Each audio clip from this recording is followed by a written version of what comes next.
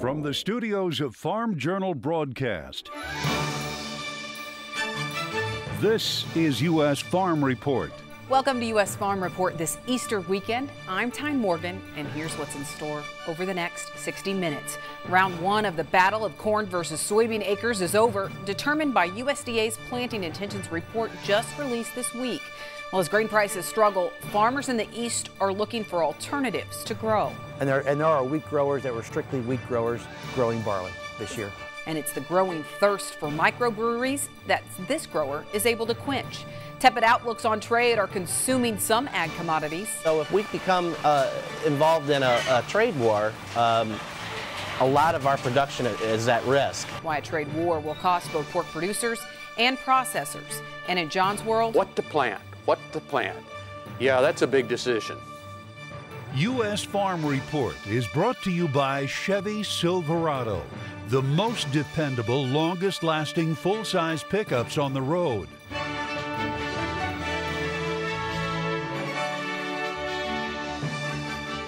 Now for the news. It's been a highly debated topic all winter.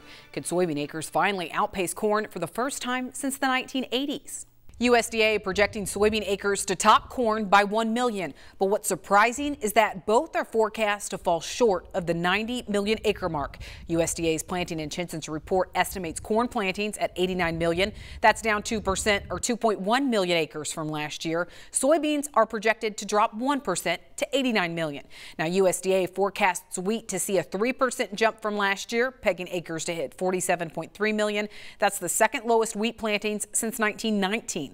And cotton acres projected to see the most impressive increase, up 7% from last year. That means all cotton acres could hit 13.5 million in 2018. I visited western Oklahoma this week, where part of the state received some badly needed rain. The state's winter wheat crop has struggled all winter. USDA says the amount of crop rated in poor to very poor shape fell by 6 points to 66%. Half of the state is in some level of drought, and a third of the state is in the most dire levels of drought. But the impact on Oklahoma cattle producers may be limited. The number of cattle potentially impacted with the drought where it is now is smaller, quite a bit smaller than it was. And so I'm not really looking for general market impacts, but obviously for those producers caught in that, the next few weeks will be very critical in terms of whether or not they can move forward with kind of normal production plans or whether they really have to go into drought contingency plans. Meanwhile, some Texas wheat growers are seeking disaster aid due to the drought's toll on the crop in the Lone Star State. Well, despite a climb in cotton acres, drought is also eating into outlooks for the crop this year in states like Texas and Oklahoma.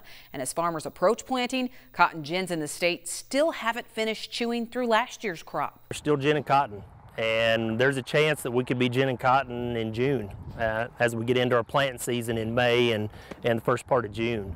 And so, and there's even talks possibly maybe up into July on some of the gins down in that country. In 2017, Black's family, just like so many others in the state, planted cotton for the first time since the 1990s. While NAFTA partners Canada and Mexico initially received an exemption on the steel and aluminum tariffs imposed by the U.S., it appears that pass was not long term. President Trump now saying he will slap those metal tariffs on Canada and Mexico on May 1st if he's not satisfied with the renegotiation of NAFTA. There's added pressure to finish the talks this spring, as Mexico has said it needs a deal by the end of April. Otherwise, talks might stretch past the country's summer election and then U.S. midterm elections this fall. Well, a positive development on the Korea-U.S. free trade agreement this week, but it looks like the new agreement has little changes in store for agriculture. That's as USDA says U.S. ag exports to Korea have jumped 95% over the past 10 years. The U.S. Trade Representative says it's revealing a completed revised trade agreement with South Korea, where talks have been in the works since January. The deal has South Korea agreeing to reduce its steel exports by 30% and to double its import quota for U.S. cars. Now, that exempts South Korea from steel tariffs. On the ag side, the new agreement really doesn't change much. The Course Trade Pact has been very beneficial. U.S. beef exports to South Korea topped $1 billion in 2017, almost double what they had been 5 years earlier. Meanwhile, the newly minted omnibus spending bill with several key initiatives for cattle owners. According to NCBA, emissions reporting is waived for livestock producers.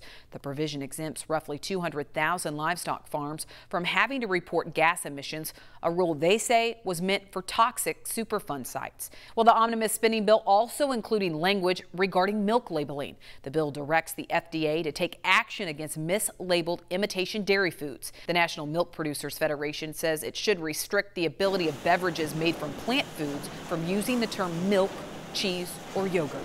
Well, a follow-up to a story from last week, Pennsylvania dairy producers dropped by Dean's are now asking for more time to find a new home. The state's Department of Ag sending a letter to Dean Dairy asking for the deadline to be extended for the 42 Pennsylvania dairy farmers impacted by the announcement. The agency says they are concerned about the well-being of those families and they need more time to find other markets. The latest cattle on feed from USDA showing current dryness is pushing numbers into the nation's feedlots. The March 1st report counting 11.7 million head.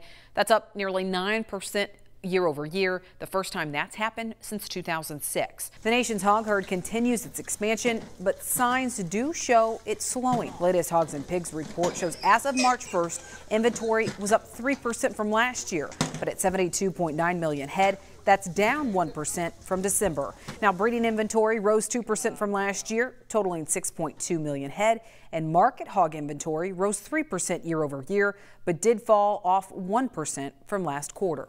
We need to take a quick break, but when we come back, Mike has your planting and spring forecast after the break, complete with his 90-day forecast. That's next. Your vote could help a community organization win $10,000 and send a farmer on a dream sports trip. Vote now and help make dreams come true at powertodomore.com. Sponsored by Resicor Corn Herbicide. Meteorologist Mike Hoffman joins us now with weather.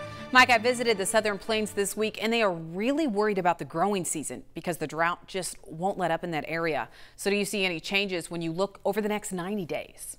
Tyne, I wish I had better news. Unfortunately, a lot of times when a drought gets formed, you have no more moisture in the ground to add to any potential rain that comes your way. And so when we head into the warm season, like in the Panhandle of Texas, western Oklahoma, you're talking dry lines that bring a lot of your scattered thunderstorms. And a dry line's not going to create thunderstorms in a situation like this. So unfortunately, I think this area does not improve, and it may get worse. You can see there's now an exceptional drought area showing up parts of far western Oklahoma. Also somewhat dry in the southeast, still somewhat dry in the northern plains, eastern Montana, but the worst area, Four Corner region, into the far southwestern plains. The jet stream does show a change in the overall weather pattern. It's mainly going to be a zonal flow over the next week, and you can kind of see that. There will be little troughs moving through the northern tier of states, keeping you folks on the cold side for this time of the year, but it's going to be warmer than normal in much of the southern portions of the country. You know, anytime you get a little bit of a trough like this later in the week, you have a chance of some moisture into the southwest, so we'll be watching that. But overall, I don't see that as being a high likelihood. So let's check things out as we go day by day here. On Monday, we have multiple weak systems moving quickly from west to east. One mid-Atlantic back into the Tennessee Valley, scattered showers there, maybe some flakes, northern Great Lakes. Flakes northern portions of the Rockies into the Pacific Northwest with that next system. Otherwise, it's warm to the south, pretty cold to the far north. Those cold fronts will come south, and so it's going to be fairly cold. Northern plains into the northeast as we go through Wednesday.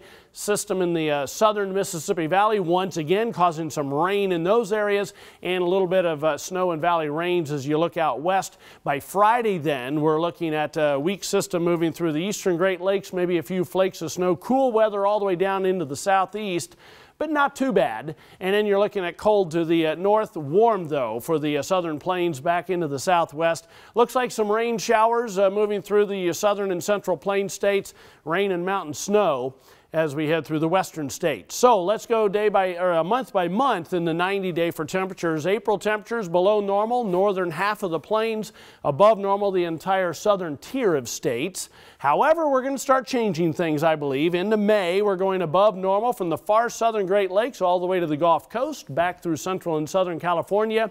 Below normal for much of Montana, western portions of North Dakota. June temperatures will expand the above normal temperatures even more into the Great Lakes and the northeastern portions of the country. Still below normal in northeastern Montana into western Canada. And precipitation over the next 90 days. Unfortunately, the areas that don't really need it, above normal Great Lakes to the Gulf Coast. The areas that do need it, below normal West Texas all the way through most of the West Coast.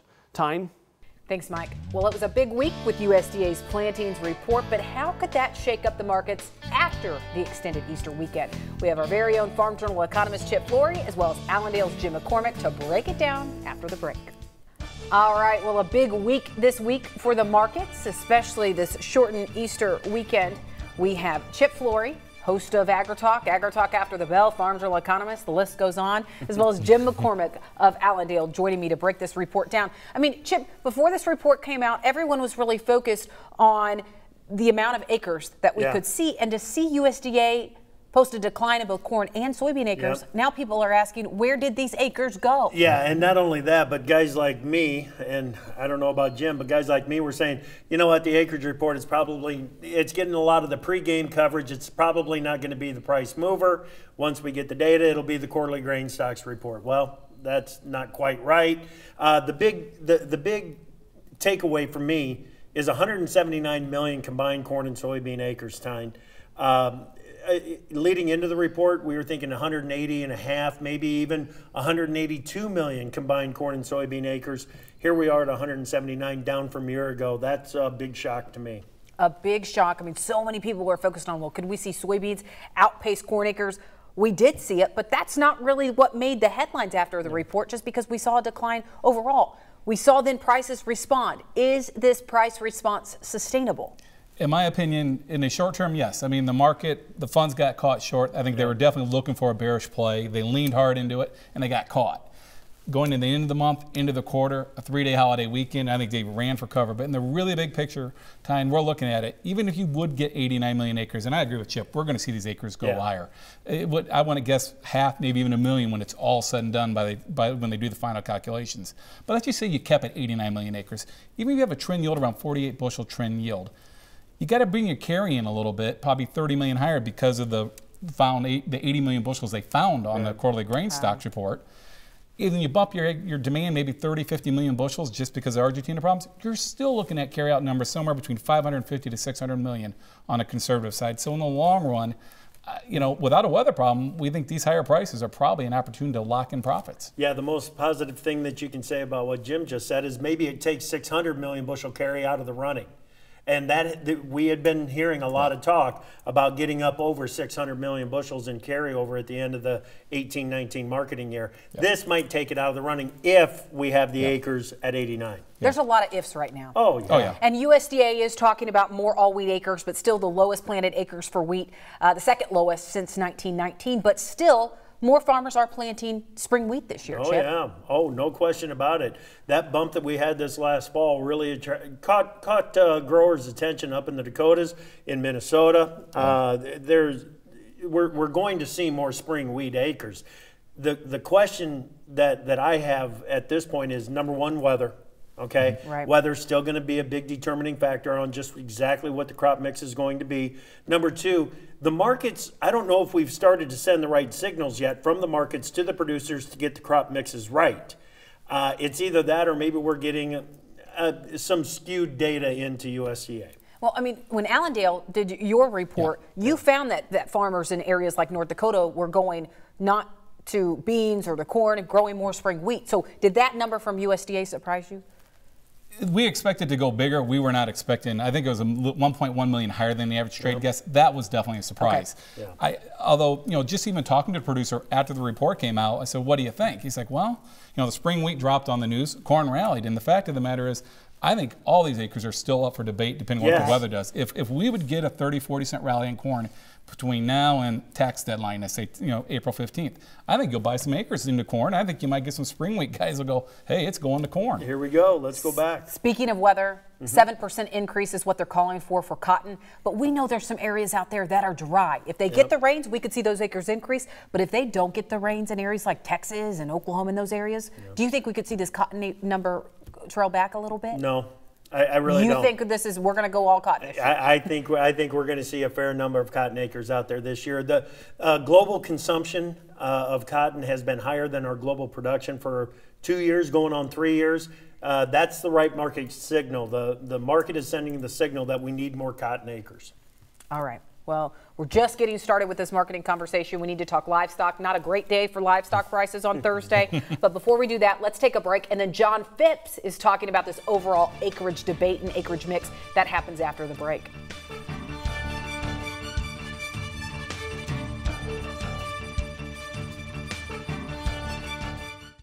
Well, most of the show so far this week has been about USDA's planting intentions report.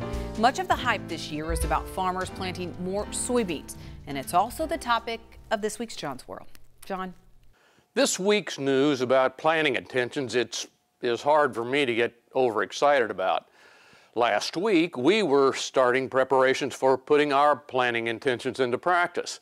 That came to an abrupt halt, so to speak, but we'll be back at it soon. Our plans have been made for some time, and like many, if not most Midwestern farmers, the concept of deciding what to plant is somewhat amusing. We rotate a total of 2 crops, corn and soybeans. If you don't plant one, you plant the other. It's not exactly a multi-page menu from Applebee's we're looking at. A 50-50 rotation may lack excitement, but it's agronomically sound and simple. Therein, though, lies the heart of a deeper problem, I think. The market doesn't have to bid for acres very aggressively around here if only marginal changes are likely to be made every year. To be sure, when grain is scarce, we can be forced slightly out of our rut. But most of us would give our eye teeth for a viable third crop, just for entertainment's sake, if nothing else. Unfortunately, our farms and infrastructure are now built around corn and beans. While I remember wheat and oats and hay crops from my childhood, the economics of more varied rotations are simply unworkable. So when market analysts talk about taking acres out of production, I know it won't be around here. More to the point, it's hard for me to even imagine what conditions would be necessary to leave acres unplanted. My father said he could remember a farm near him when he was growing up that nobody rented one year, but that's as close to voluntarily idling land as I've ever heard. Our cropping dance is more a two-step, perhaps more accurately, a lockstep. The split between corn and beans may twitch back and forth, but the assembly line repetitiveness of our business is deeply entrenched. Personally, I think this Hobson's choice situation can contribute to a deep, simmering resentment when prices are barely enough to cover costs. For all the talk about farmer planning decisions, I wouldn't mind having more of them, or even having any. Thank you, John. Well, when we come back, we make a trip to the Tar Heel State, where Machinery Pete has this week's Tractor Tales. Please stay with us. U.S. Farm Report is brought to you by Kubota. Tractors, hay tools, utility vehicles, mowers, and more. Visit KubotaUSA.com today. Welcome back to Tractor Tales, folks. This week, we're off to the Tar Heel State to learn about a classic John Deere A. This tractor began its working days in Indiana, but now lives a life of parading and showboating out on the East Coast. Come on. I've got a 1952 John Deere A that was restored by a fellow by the name of Chris Bolin in Salem, Indiana. I bought it with the specific purpose of just enjoying it in the parades and in the show for the tractor club, and just something to play with as a toy. I didn't seek the particular model. I wanted a 2-cylinder John Deere, Poppin' John, but I happened to see this particular tractor advertised in Green Magazine for sale, and called the guy, talked to him, got interested in it, and it went from there. I've done a few cosmetic things. Just some things I wanted to do, change an electrical system a little bit, and went from a generator to an alternator, because working around the show, generator doesn't hold up as well as the alternator does, so that makes it not completely original, but but it works extremely well. When I bought it, he had been using it for bush hogging. And he said, now if you put a bush hog behind this tractor, I said, oh, stop right there. I said, this tractor has seen its last bush hog days. It's going to play from now on. I said, this tractor has worked for over 50 years. I said, it's time for it to retire. It's going to retire and play. So that's what it's been doing. Thanks so much. Well, when we come back, fears of trade disruptions are consuming the pork industry right now. But what's at stake in terms of dollars if we get into a trade spat with China? That's our Farm Journal report right after the break. U.S. Farm Report is produced and distributed by Farm Journal Broadcast.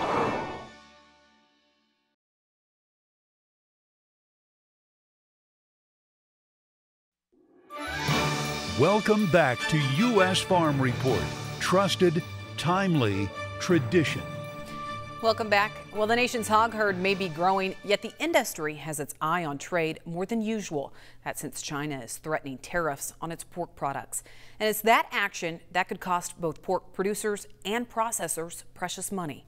Betsy Gibbon explains in this week's Farm Journal report. Another morning, another routine for Michigan producer Brian McKenzie. The custom feeder is used to these daily isolated walks in the hog barn. I've been farming since 1990, since I graduated from Michigan State. But soon enough, he won't be alone. In fact, there's I think a 5,000 sow facility open not too far from here, and I think another 4,000 is in the process of being built. We're very concerned about the expansion that's going on right now, where we might overproduce and prices may drop. More slaughter capacity is enticing growth around the U.S. In the last 6 weeks, we've seen pork production increase on a weekly basis by 4.5% to 5%. So much larger supplies of pork coming to the market and larger than we really had anticipated at around 3%. In addition to expansion in prices, the hog industry has one more thing on its mind that's out of its control, and that's potential for retaliatory tariffs from China. The response following the Trump administration's announced tariffs on imported steel and aluminum products, then deciding to tack on an additional $60 billion on Chinese goods. It is the largest deficit of any country in the history of our world. We can't have a $375 billion trade deficit and not do anything to defend ourselves. The Chinese announcing retaliatory tariffs on up to $3 billion worth of U.S. goods. The country planning 2 waves. The first attacking products like wine, nuts, and fruit. U.S. pork is expected to be part of a second wave. That will come, I think, at least a month, if not longer, from now. So we have an ability to have both sides talk to see if an amenable solution can be found to avoid something I don't think anybody wants. That's also after investigating what the Trump administration says is China's unfair trading practices. The first set of allegations involved charges that China is putting pressure on companies, either informal or formal, to enter into joint ventures or take other actions whereby they would effectively be transferring their technology to a Chinese company or a Chinese partner. Although risky, President Trump has laid down the red line on China, especially vis-a-vis their intellectual property theft. Farm Journal receiving mixed responses on social media within farm country about the president's tariff move. Meanwhile, the Wall Street Journal reporting U.S. Treasury Secretary Steve Mnuchin and U.S. Trade Representative Robert Lighthizer are already in talks with their Chinese counterparts. What China is at least signaling is that they're more than willing to talk. And I know that the U.S. offered certain suggestions to China, and one of them was to buy billions of dollars of semiconductors. And if that's the case, and I think China will, that will be one of the cogs that's missing in reducing the overall U.S.-China trade deficit. However, pork producers are caught in the crosshairs. Last year, the U.S. pork industry exported $1.1 billion of product to China, making that country the #2 value market for U.S. pork. So if we become involved in a trade war, a lot of our production is at risk.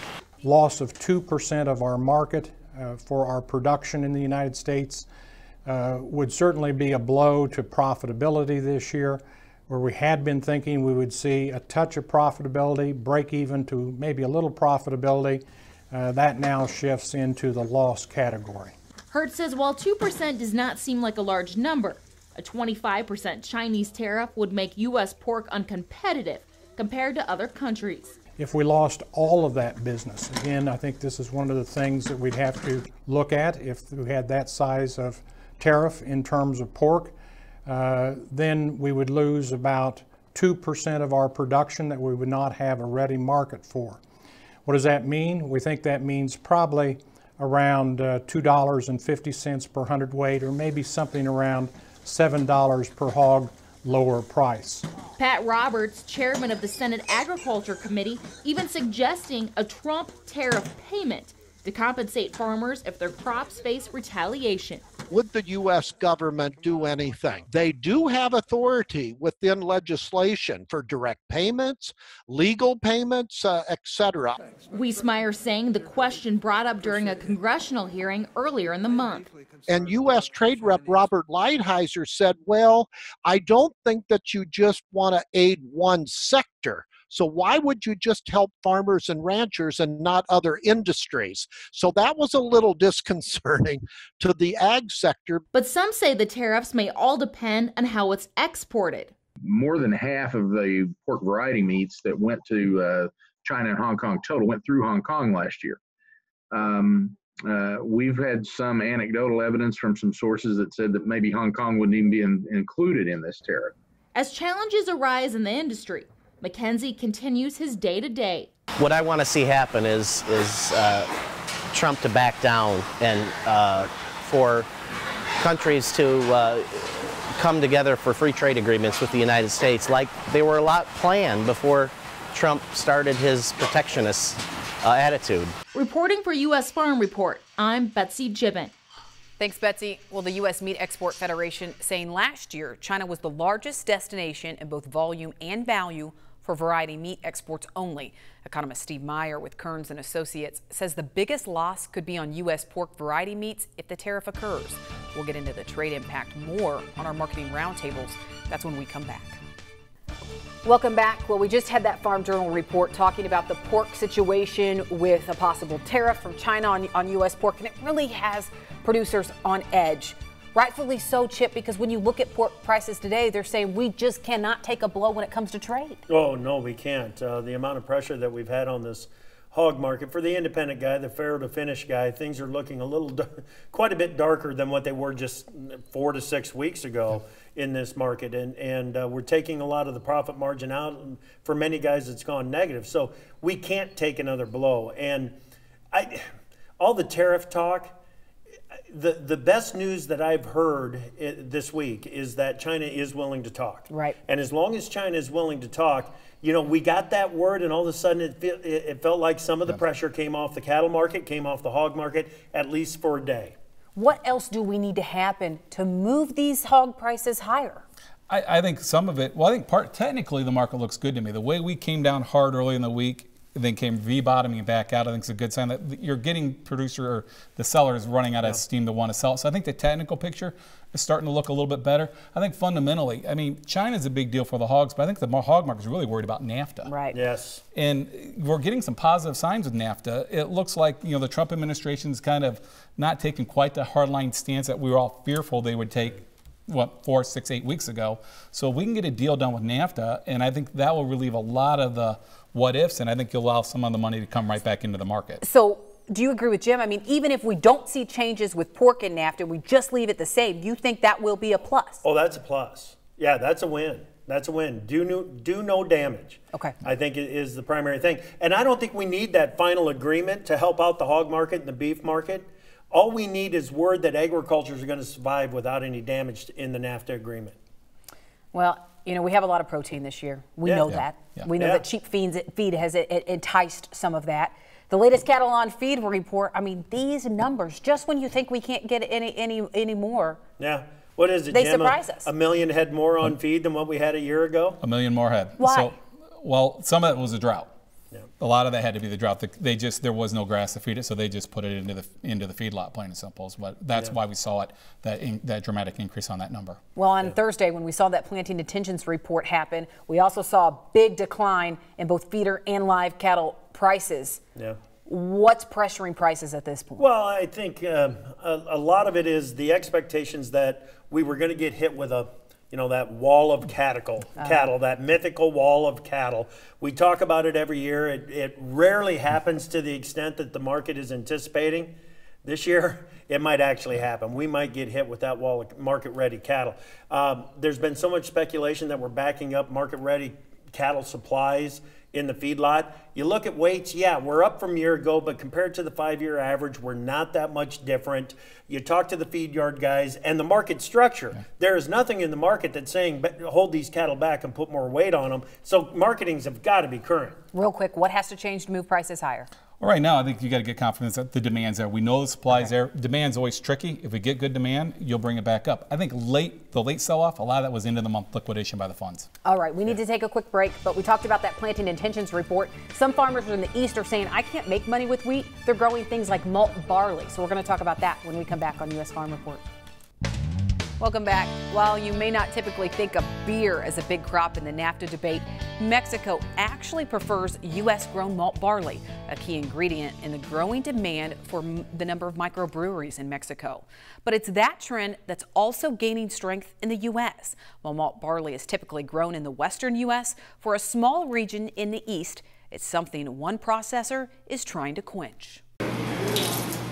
It's a craze that's gaining traction around the country. And the malt is being demanded by the brewers to make beer. And that's because the demand for beer is going up. From larger cities to smaller towns, the craft brewery trend continues to gain strength. As consumers' tastes change, it's a trend both growers and processors in Delmarva are latching on to. We're proximity malt, which means we are trying to be in close proximity to both the barley and the brewers. Matt Musial says Laurel, Delaware is perfectly placed to capitalize on both of those. Setting in the mid-Atlantic region, the area is close to major cities like Baltimore and Washington, D.C., but it's also surrounded by barley. A big driver for our business in building this brand new facility is that craft beer is growing in popularity. And with craft beer growing in popularity, that craft beer uses more malt per barrel, so there's more demand for malt. The converted grain facility is now thirsting for barley. Here in the Mid-Atlantic, to support this facility, we'll need somewhere between 10 and 15,000 acres of barley being grown, depending on yields, obviously, to support an annual production here of 25,000 metric tons. It's creating new demand in an area that typically grows wheat. The wheat growers are looking for diversification.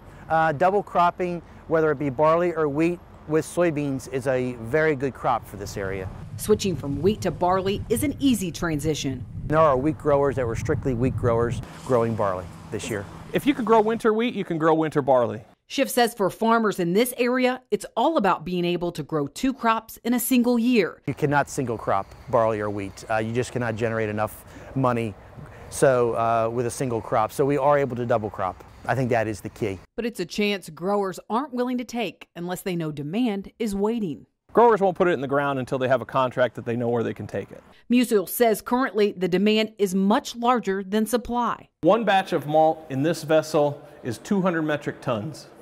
That's approximately 9,500 bushels, or the way that I like to explain it to people is when you see a grain truck driving down the road, it's about 10 of those trucks driving down the road makes up one batch. Today, not even half of that need is contracted out in acres. We'll produce not only kilned malts, but roasted malts. So all those things that make your craft beer lots of flavor and color, we'll also be able to produce here. According to the Brewers Association, the craft brewery industry has witnessed a demand boom over the past decade. In 2009, the U.S. was home to nearly 1,600 craft breweries, and by 2016, that number had jumped to 5,234. Despite the trend, some Delmarva farmers are reluctant to make the switch. It's just a fear factor. What they don't want to do is grow something and find that the buyer has disappeared. That is a major fear in a tight economy.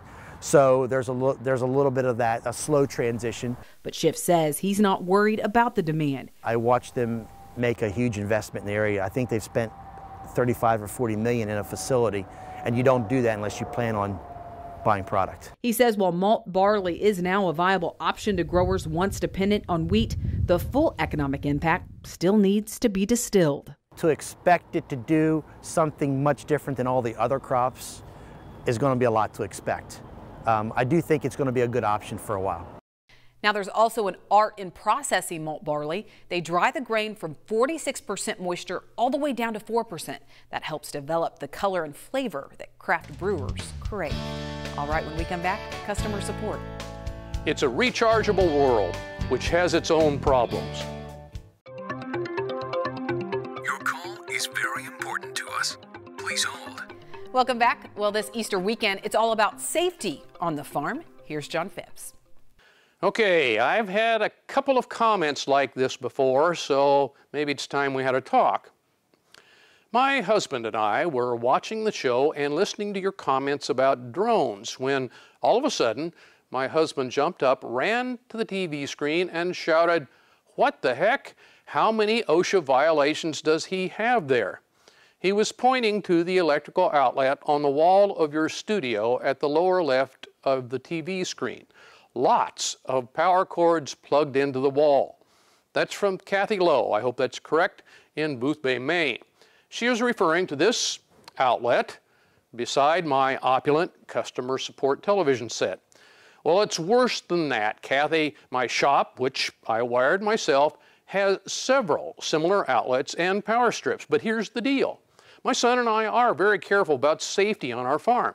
We wear seat belts on tractors. We even keep those obnoxious discharge chutes on the lawnmowers. So while I am probably technically violating some code, it is not unthinkingly. All the outlet circuits here are 20 amp grounded with number 12 wire, and they are abundant, maybe even redundant. All the major tools have separate circuits and breakers. However, ours is becoming a rechargeable world. Every year I replace corded tools with battery-powered ones, and while I try to minimize it, batteries are constantly changing shape and connections, and they don't match up between manufacturers, so the number of chargers I have for all the rechargeable gadgets in my shop has proliferated like rabbits in the spring. In addition, many of the chargers cover up part of the receptacle, so I use cube multipliers simply to get to the outlet. I've added outlets with USB connections and I'm still losing the race. Meanwhile, none of those chargers or electronic gadgets pulls more than half an amp, and then usually only when it's charging. Now the receptacle in question has a charger for my video camera, one for the remote for the teleprompter, the power supply for Jan's iPod amplifier, and the orange number 14 cord, which is the backup heater for the greenhouse. Now the latter does pull about 10 amps, but only when the temperature is well below zero. The circuit is, of course, protected by a 20 amp breaker. My belief is that what you're looking at here is not a hazard, it's a hassle. I fully appreciate the concern and fully acknowledge that I am probably not in compliance with some part of the NEC or OSHA. Maybe I am setting a bad example, but I'll bet there are few households without a kitchen or office counter that looks like this. Just like you apparently can't have too many cup holders in a car these days, it's hard to have enough outlets for very tiny loads right now. Thanks, John. And if you have a question or comment, you can send those to John at mailbag@usfarmreport.com. Well, March is going out like a lion for some. We have some viewer photos to share after the break. U.S. Farm Report is brought to you by Kubota. Tractors, hay tools, utility vehicles, mowers, and more. Visit KubotaUSA.com today. Well, welcome back this Easter weekend. It's not spring outside for everyone. Not in most areas. Right now. Shane posted this picture on Twitter from Iowa. He says at the rate they're going, it will be a while before they get in the field. Wow. He captured this last weekend when a snowstorm just barreled across the upper Midwest. I do not envy him. But in Texas, it's hard to believe some farmers are already finishing up planting corn. Wow. Colin finished with one crop. He says it's now on to planting soybeans and cotton. And congratulations to Colette, our April Facebook cover photo winner. She says this was taken on the outskirts of Santa Margarita, California. She says if there's rain, the locals Get out there for a spectacular display of wildflowers. Speaking of rain and speaking of the West, I was in Oklahoma, as I mentioned earlier. You know, they just need major moisture. We know our viewers in the West could really use that rain. So what does your above normal temperature forecast mean for moisture? It's usually not good in that situation because you're relying on these dry fronts to bring some moisture that's usually pop up. And if you don't have moisture already there, you end up not getting too much more. So drought area can expand and can get worse. So we have to hope for a major change in the pattern. All right, thanks, Mike. Well, if you have a picture or a video you would like to share, you can do that to the address on the screen. And from all of us at U.S. Farm Report, I'm Mike Hoffman. And I'm Tyne Morgan. Thank you for watching U.S. Farm Report this Easter weekend. Be sure to join us again right here next week as we work to build on our tradition. Have a safe weekend and enjoy your families, everyone.